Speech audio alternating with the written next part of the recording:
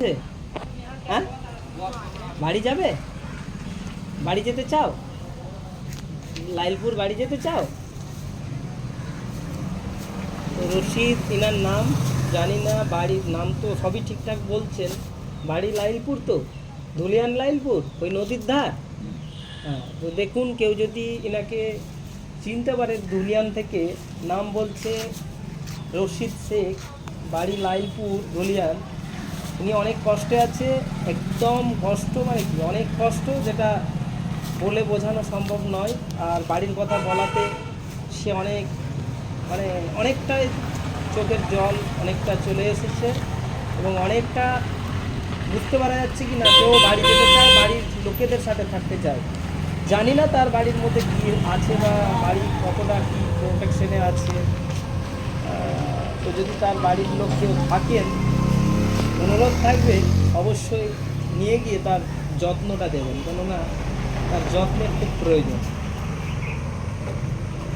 নেন রশিদবাবু, খান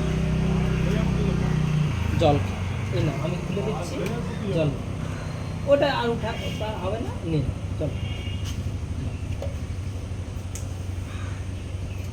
জল খাও খাও।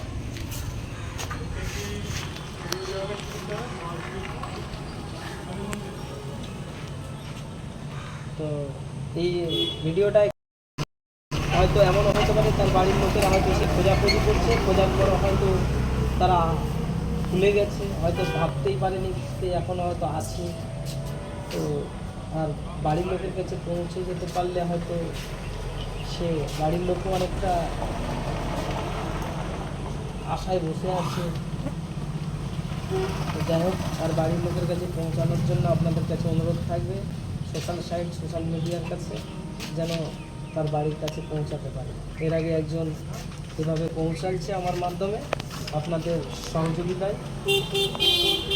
একটু চেষ্টা করুন, বাড়ির খুব কাছে, ধুলিয়ান লাইলপুর, নাম রশিদ শেখ। অনেক কষ্টে আছে, অনেক অসুস্থ, ভারসাম্যহীন পুরোপুরি। তো ঠিক আছে, ওকে।